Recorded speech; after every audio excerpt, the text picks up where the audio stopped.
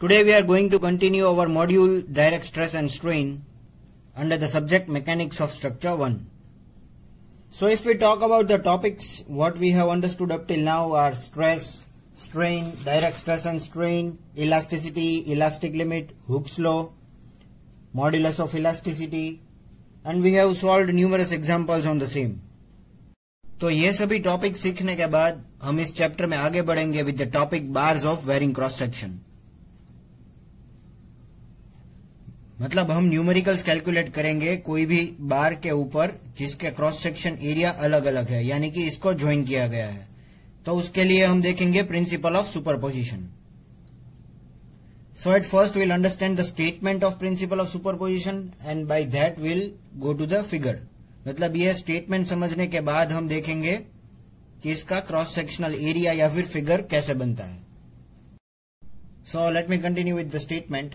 When a member is subjected to a number of forces acting on its outer edges as well as some internal sections along the member length, the total deformation of the member will be equal to the algebraic sum of deformations of the individual sections. This is true within elastic limit only. This is called principle of superposition. तो अब हम इसका मतलब समझते हैं. Considering this figure, ये figure को reference लेके हम ये स्टेटमेंट समझने की कोशिश करेंगे. So when a member is subjected to a number of forces acting on its outer edges as well as some internal sections.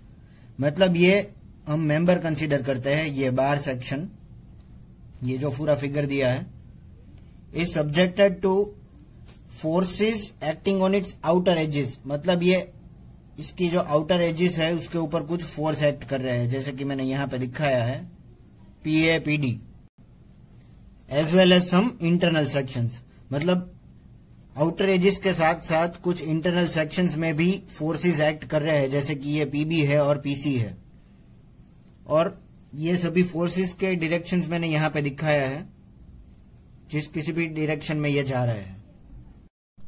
And that is along the member length, यानी कि ये लीनियरली एक्ट कर रहे हैं, लॉन्जिट्यूडनली act कर रहे हैं along the length of the member. यानी कि ये L1, L2, L3 जो तीनों मेंबर्स की लेंथ मैंने यहां पे दिखाई है उसके साथ एक्ट कर रहे हैं, यानी कि इसके पैरेलल ये सभी फोर्स एक्ट कर रहे हैं. तो ये हो गई बात फोर्सेस की. Then the total deformation of the member will be equal to the algebraic sum of deformations of the individual sections. तो इसका मतलब है कि ये सभी फोर्स की अगर हम बात करते हैं तो ये सभी फोर्स की वजह से इस मेंबर में लॉन्जिट्यूडनली कुछ चेंजेस आएंगे, यानी कि इसकी लेंथ में कुछ चेंजेस आएंगे. So if you want to know the change in the entire length of the bar, मतलब ये पूरे बार में जो भी चेंज हुए अगर हमें जानना है तो इस सभी इंडिविजुअल बार्स की लेंथ में चेंज को कैलकुलेट करके हम इसको समेशन कर सकते हैं. तो सपोज ये क्रॉस सेक्शनल एरिया 1, ये उसकी लेंथ 1 में 1 mm का अगर चेंज आता है, मतलब पॉजिटिव अगर ये स्ट्रेच होती है 1 mm, वैसे ही ये दोनों 2 mm अगर स्ट्रेच होते हैं तो समेशन होता है 1 + 2 + 2 that is 5 mm.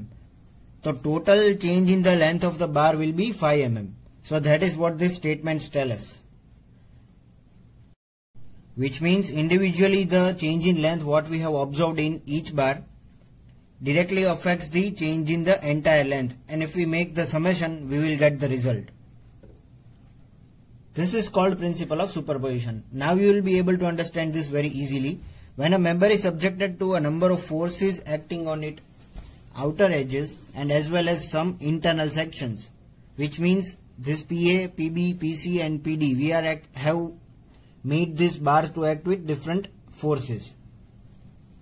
The total deformation of the member will be equal to the algebraic sum of the deformation of the individual sections, which means if we consider the total deformation of the entire bar, it will be affected by the individual deformations. यानी कि ये A1, A2, A3 वाले जो bars है उसमें जितना deformation आया है उसके हिसाब से पूरी लेंथ में इफेक्ट होगा.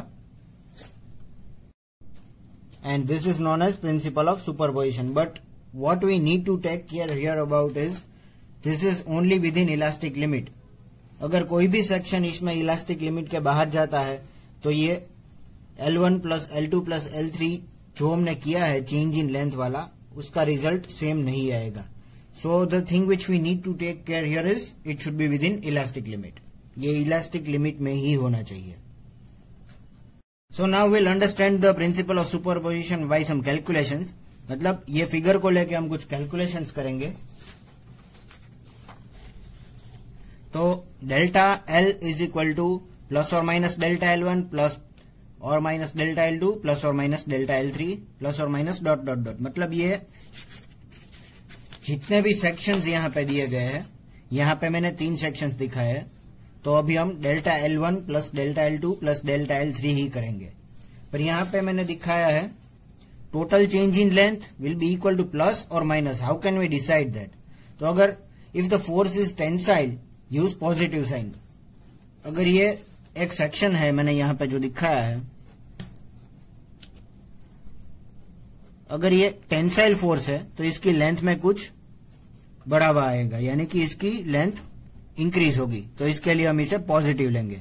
और अगर ये सेक्शन कंप्रेसिव फोर्स से एक्ट हो रहा है तो इसमें कुछ लेंथ कम होगी, तो इसको नेगेटिव माना जाएगा. तो same thing applies here. If the forces are tensile, then we will consider it positive, and the forces are compressive, then we will consider it negative.